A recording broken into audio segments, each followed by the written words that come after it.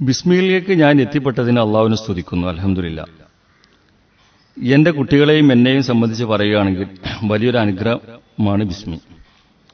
എന്റെ 3 കുട്ടികൾക്കും അവരുടെ ഉപ്പ മരിച്ച ശേഷം ആര് എന്തിനു വിളിച്ചാലും മൂത്ത 2 കുട്ടികളും കുറെ സങ്കടപ്പെട്ടിട്ടേ വരാറുള്ളൂ. യതീമായതിനാലാണ് ഞങ്ങളെ മാത്രം ചോറ് തിന്നാനും മറ്റും എല്ലാവരും വിളിക്കുന്നത് എന്നൊരു വേദന അവർക്കുണ്ടായിരുന്നു. ഞാൻ പറഞ്ഞു, സാരമില്ല, ഉമ്മാന്റെ കുട്ടികൾ പൊയ്ക്കോളി, അവരെന്ത് വിചാരിക്കും എന്ന് പറഞ്ഞ് നിർബന്ധിക്കുകയാണ് പതിവ്. എന്നാൽ എന്നെക്കാളും എന്റെ മക്കൾക്ക് ബിസ്മിലേക്ക് വരാൻ ഇഷ്ടമാണ്. കാരണം അവിടെ എല്ലാവരും ഞങ്ങളെപ്പോലെയുള്ളവരാണ്, ഒരു വ്യത്യാസവുമില്ല. ബാപ്പയില്ലാത്ത ഒരു സങ്കടം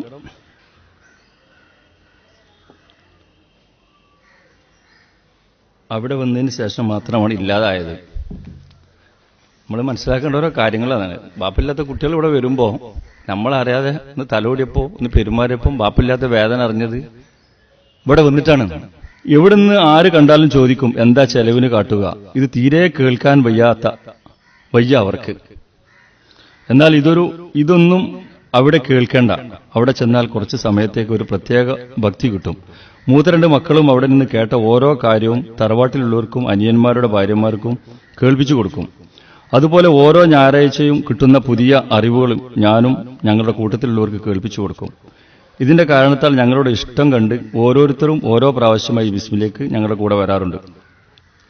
എന്റെ 2 കുട്ടികളോട് ഞാൻ പറഞ്ഞിട്ടുണ്ട്, ഉമ്മാന്റെ കുട്ടികൾ വലുതായാൽ 1000 രൂപ നിങ്ങൾക്ക് കിട്ടുന്നതെങ്കിൽ 100 രൂപ ബിസ്മിയിലേക്ക് കൊടുക്കണമെന്ന്. ഉമ്മ ഇല്ലെങ്കിലും ഉണ്ടെങ്കിലും കൊടുക്കണം എന്ന്. ഈ സ്ഥാപനം നിലനിന്നു പോവാതിരുന്നാൽ നമ്മെപ്പോലെയുള്ളവർ എന്നും ഉണ്ടാവും. പറ്റുമെങ്കിൽ അവിടെ സഹകരിക്കാൻ ഒഴിവുള്ളപ്പോൾ പോവുകയും വേണം എന്ന് ഞാൻ പറഞ്ഞിട്ടുണ്ട്.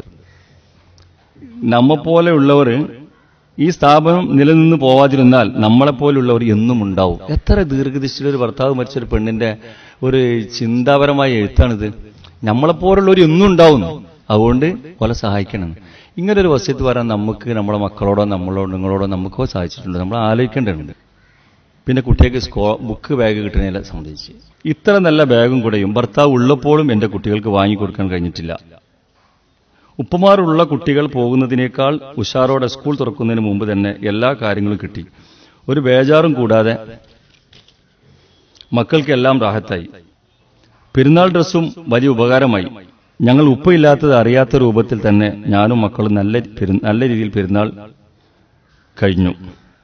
ആലോചിക്കും, ഈ കാര്യങ്ങളൊക്കെ കിട്ടുമ്പോൾ ഞാനും മക്കളും ആലോചിക്കും, ഇങ്ങനെയൊക്കെ ചെയ്തു തരുന്ന ഈ ബിസ്മി സംഘടന ഒരിക്കലും മറക്കരുത് എന്ന്. ഞാൻ പലപ്പോഴും മക്കളോട് ഇങ്ങനെ പറയും, അള്ളാഹുവിന്റെ അനുഗ്രഹം കൊണ്ട് നമുക്കും എന്തെങ്കിലും മാറ്റം അള്ളാഹു വരുത്തുകയാണെങ്കിൽ ബിസ്മിയിലേക്ക് എന്തെങ്കിലും കൊടുക്കണമെന്ന് കുട്ടികളോട് ഇങ്ങനെ പറയും. ഇങ്ങനെ ഒരു സ്ഥാപനം അള്ളാഹു ഞങ്ങൾക്ക് ഇറക്കി തന്നത് വല്ലാത്തൊരു അനുഗ്രഹമാണ്. ഇതിന് നന്ദി ഞങ്ങൾക്ക് എങ്ങനെ പറയണമെന്ന് അറിയില്ല.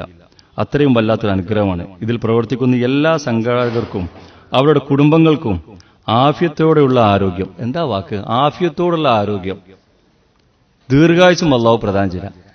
ഇതിനൊക്കെ പൈസ ചെലവാക്കുന്ന ഞങ്ങളറിയാത്ത ഈ വിശാല മനസ്കർക്ക്, ബിസ്മി പ്രവർത്തകർക്കും നമ്മുടെ ഈ കുടുംബത്തിനും ജന്നാത്തുൽ ഫിർദൗസിൽ ഒരുമിക്കാനുള്ള ഭാഗ്യം നൽകുമാറാകട്ടെ. ഞങ്ങളുടെ നാട്ടിലുള്ളവർ പോലും, മുന്നിൽ ഇങ്ങനെ കണ്ടു നിൽക്കുന്നവർ പോലും ഞങ്ങൾക്ക് ഇങ്ങനെ ചെയ്തു തരാറില്ല. ഇങ്ങനെ ഒരു ബിസ്മിയെ ഞങ്ങൾ അറിഞ്ഞിട്ടില്ലെങ്കിൽ ഞങ്ങൾ എന്തു ചെയ്യും, എങ്ങനെ ചിലപ്പോൾ ആലോചിക്കും. ഈ ബിസ്മി എന്ന സ്ഥാപനം ഖിയാമത്ത് നാൾ വരെ ഞങ്ങളെപ്പോലെയുള്ള പട്ടിണി പാവങ്ങൾക്ക് എന്നെന്നും താങ്ങും തണലുമായിരിക്കട്ടെ. ഇത് കിട്ടാൻ വേണ്ടിയുള്ള കത്തല്ല, കിട്ടിയതിന് ശേഷമുള്ള കത്ത. കിട്ടുന്നതിന് മുമ്പുള്ള കത്താണെങ്കിൽ കിട്ടാൻ വേണ്ടി സ്വപ്പിടെ അയച്ചു. ഇത് കിട്ടിയതിന് ശേഷം ഓരോട് നമ്മൾ നിങ്ങളെ ഫീഡ്ബാക്ക് ചെയ്ത് തരുമെന്ന് പറഞ്ഞപ്പോൾ ഒരു ഇത് നമുക്കുണ്ടായ. എന്നെ സംബന്ധിച്ച് പറഞ്ഞാൽ ബഹുമാനപ്പെട്ട ഞങ്ങളുടെ മൗലവി ഉപ്പ, ബ്രാക്കറ്റിൽ എഴുതിയത്, അതായത് ഞങ്ങളുടെ മൗലവി ഉപ്പ ഇവിടെ ക്ലാസ് കേട്ട് ഒരുപാട് മാനസിക വിശാലത എനിക്ക് കിട്ടിയിട്ടുണ്ട്. എന്ത് വരുമ്പോഴും എന്റെ വിധി ഇതായിരിക്കും, സങ്കടപ്പെടേണ്ട എന്ന് ഒരുപാട് പ്രാവശ്യം മനസ്സ് പറയും. ഒരുപാട് അലിവ് എന്റെ മനസ്സിന് വന്നിട്ടുണ്ട്. ഞാൻ ബിസ്മിയിൽ വരാൻ തുടങ്ങിയിട്ട് ഒരു ദിവസം മാത്രമാണ് മുടങ്ങിയത്, അതും ആശുപത്രിയിലായിരുന്നതുകൊണ്ട്. ഒരുപാട് ബുദ്ധിമുട്ടുകളുണ്ടെങ്കിലും ഞാൻ തന്നെ വരുന്നത് എനിക്ക് ആ ക്ലാസ്സിനോടുള്ള താല്പര്യം കൊണ്ട് തന്നെയാണ്. മറ്റൊരു ക്ലാസ്സിനും ഞാൻ പോവാറില്ല. ഒരു ഞായറാഴ്ച ക്ലാസ് കഴിഞ്ഞ് വന്നാൽ വീണ്ടും വരുന്ന വെള്ളി മുതൽ ഞങ്ങളുടെ മനസ്സിലൊരു കാത്തിരിപ്പാണ്. 2 ദിവസവും കൂടി കഴിഞ്ഞാൽ ബിസ്മിയിൽ പോകാമല്ലോ എന്ന്. ഇവിടെ വന്ന് 2 മണിക്കൂറാണെങ്കിലും മൗലവിയുടെ ക്ലാസും സംസാരവും കേൾക്കുമ്പോൾ മനസ്സിനൊരു ആശ്വാസമാണ്. ഈ സങ്കടക്കടലിലൂടെ നടന്നു പോകുന്നു. പിന്നെ അങ്ങോട്ട് എഴുതുകയാണ്, ഭർത്താവ് മരിച്ച പിന്നെ അങ്ങോട്ട് എഴുതുകയാണ് ഇവര്. ഇതിനിപ്പോൾ ഇവിടെ നിന്ന് പറയാൻ പറ്റില്ല. അതായത് ഒരു ഞായറാഴ്ച കഴിഞ്ഞാൽ അടുത്ത ഞായറാഴ്ച വെള്ളി മുതൽ ഒരു ദിവസം കാത്തിരിക്കുകയാണ് അവർ. എന്തിനു വേണ്ടിയിട്ട്? 2 മണിക്കൂറാണെങ്കിൽ ഒരു ജീവിതമാണ്, ഒരു ഖുർആൻ കേൾക്കാൻ ആഗ്രഹിക്കുന്ന സമൂഹം. അവരെ ഭർത്താവ് വരെ നോക്കാനില്ല, മക്കൾ നയിച്ചുകൊണ്ടില്ല. ജീവിതത്തിൽ ഒരേ ഒരു ആശ്വാസം, സഹോദരന്മാരെ 10,000 രൂപ സ്കോളർഷിപ്പ് കൊടുത്താൽ സ്വന്തം ഭർത്താവിന്റെ ഒരു നോട്ടത്തിന് നോക്കുവോ? പക്ഷെ ഒരു ആശ്വാസം കാണും ഈ ഖുർആൻ പഠനത്തിൽ കൂടെയാണ്. ഈ ഖുർആൻ പഠനത്തിൽ കൂടെയാണ് ഒരു ആശ്വാസം കണ്ടെത്തുന്നത്. പലരും സമാധാനത്തിന് സങ്കടക്കടലിലൂടെ നീണ്ടുപോകുമ്പോൾ ഞാൻ വരച്ചിട്ടില്ല. മനസ്സൊരുപാട് സങ്കടപ്പെടുമ്പോൾ ഞങ്ങളൊന്ന് താങ്ങി നിർത്താൻ.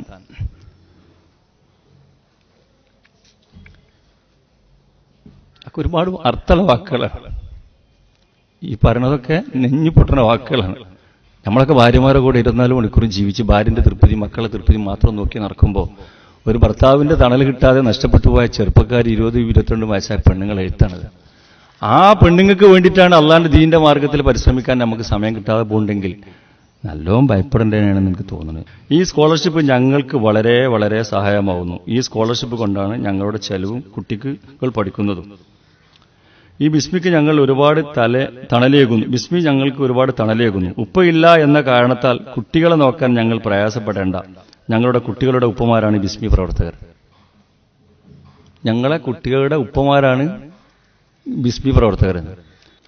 പിന്നെ ഈ സ്കോളർഷിപ്പ് കിട്ടുന്നത് കൊണ്ട് ഞങ്ങൾക്ക് ഞങ്ങളുടെ കുട്ടികളെ പോറ്റാൻ ഒരാളുടെ മുന്നിലും കൈ നീട്ടേണ്ടി വരുന്നില്ല. ഇങ്ങനെ ഞങ്ങളും സഹായിക്കുന്ന എല്ലാ ആളുകളുടെയും പ്രയാസങ്ങൾ അകറ്റി കൊടുക്കട്ടെ എന്നുള്ള ഇങ്ങനെ നീണ്ടൊരു പ്രാർത്ഥനയാണ്. നമ്മുടെ സ്പോൺസർമാർ ആരാണെങ്കിലും അവർക്ക് ബിസ്മിയുടെ അംഗങ്ങൾക്കും ഇഹത്തിലും പരത്തിലും വിജയം ഇതിനുവേണ്ടി പ്രാർത്ഥിക്കുന്നു. ഇവരെ അറിയില്ല ആരാ പൈസ തരുന്നതെന്ന്.